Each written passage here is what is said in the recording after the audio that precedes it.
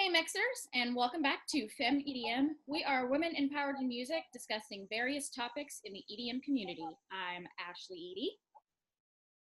I'm Michelle Goodkin. I'm Santina Mirren. And I'm Rebecca Lorenzo.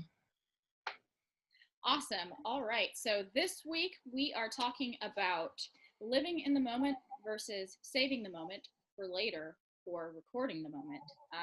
I think this is a really relevant topic considering the role of social media, for us millennials always being on our phones and having to record stuff. So yeah, I think we should just get right into it. Rebecca, what you got? It's funny. I actually was just wrestling with this the other day when I went to see Space Jesus. And I think the problem that we have as journalists is that we have to record things.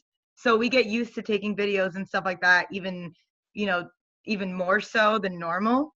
And I think a lot of other people have this problem too, where you have to put it on social media because you have to almost do what an influencer does. But I think at the end of the day, we have to remember that if you're not an influencer, it kind of doesn't matter. Like, you don't really pay so much money for a ticket just so that you can have a good Instagram story.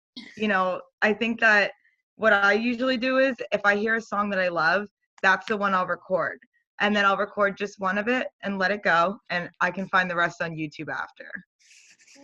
That's funny that you say that too about as journalists, because that's how I feel, especially going to a festival or an event as media. So the most recent example I can think of is I just went to Denver, Colorado for Decadence, and I went as media, but I didn't do any interviews or anything, but I still knew that I needed to get content for my article and everything. So like I said, it was New Year's Eve and Grizz was had the midnight slot and he was amazing, but I recorded because he was going on this tangent of just all this positive spiel, and I knew that I was absorbing it all, but I also knew that because it was just so much adrenaline and so much love going on that I wouldn't have remembered, I would have remembered the idea of what he was talking about, but I wouldn't have known a single thing that he actually said to go and quote that in the article later. So I recorded, it was a 5-minute video, but I was just had my phone up and I wasn't actually looking at the screen. It was just so in the zone. But like you said, I think it's just, you pick one or two songs that you're going to record and then put it away and dance it out for the rest and just be there. For me, I think it's really interesting because I remember one time a friend turned to me and he was like, I don't know if I should record right now or if I should dance. This is my favorite song. And I was like, I don't know, dude, figure it out. And then I came to that point where I couldn't decide if I wanted to record my favorite song or dance it out. And after a while I was like, I can hear these songs whenever I want, via Spotify or whatever. I'm going to be in the moment. All the lights are cool and whatever. And I'm having a great time with my friends, but I need to be in the moment and do this for me, because if I don't, the moment's going to escape and it's gone. Right. And I enjoy that more than and I have thousands of videos from all my past, festivals that I've been to. I don't need another one. I can live in the moment and do that, and that'll be great. I think it's really interesting because kind of like what I was saying earlier about how, we're all millennials and we really grew up in this technological age. There's kind of this weird dichotomy of where we, like Michelle, what you were saying, you really want to be at the moment, but at the same time, because of the age we live in, we're kind of at a point where everybody's an influencer. Everybody is out to market themselves, the economy is not where it was, say, 15, 20 years ago, where you're guaranteed, just a steady full-time job with benefits. A lot of people are freelancers. A lot of people, make their money on YouTube or as influencers, party promoters. So like for a lot of people, their employment is tied to kind of recording everything.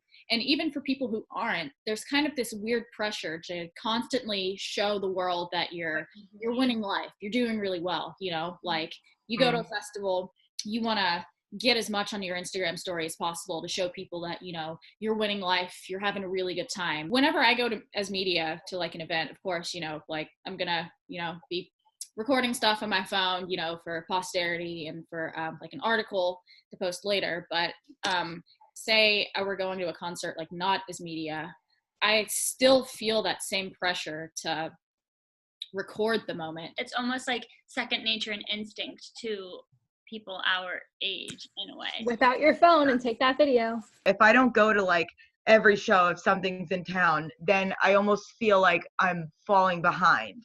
Like the fear of missing out is a really strong thing. Yeah.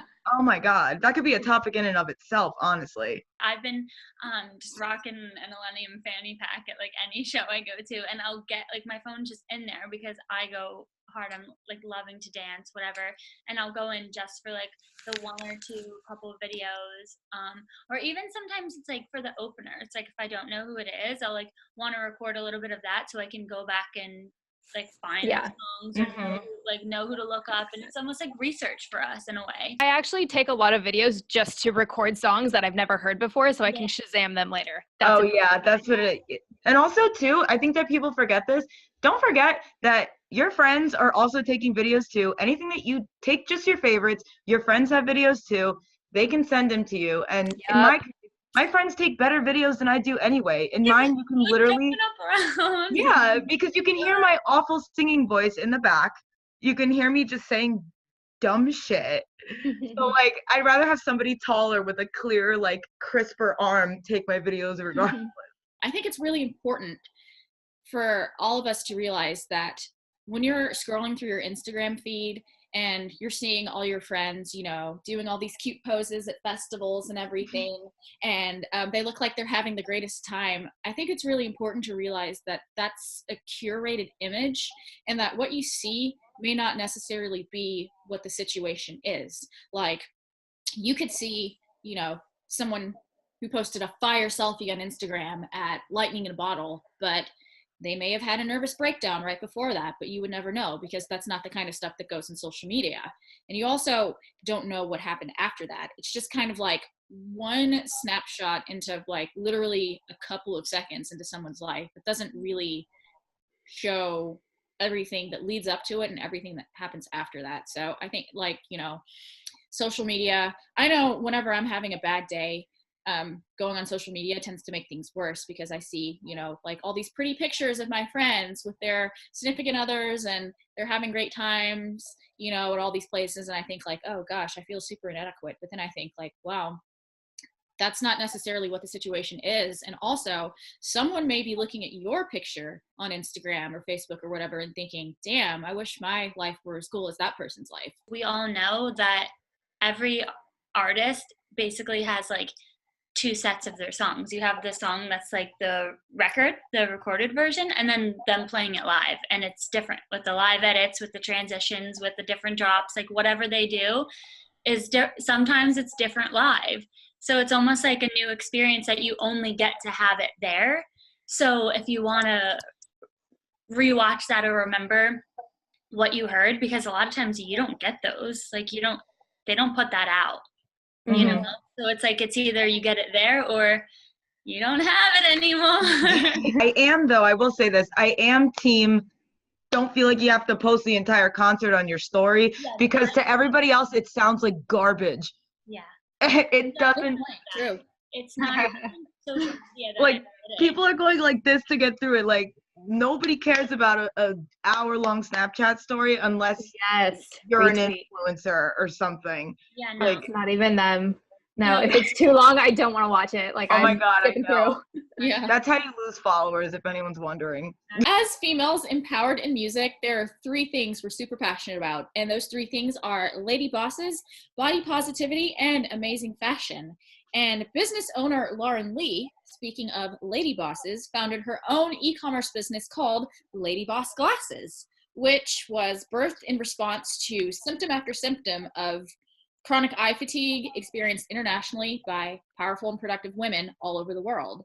So to support her brand, Lady Boss Glasses, you can shop online at ladybossglasses.com. Thanks for tuning in, Mixers. We hope you enjoyed this video and learned a little something. Be sure to tune in next week where we discuss the worst type of people at music festivals.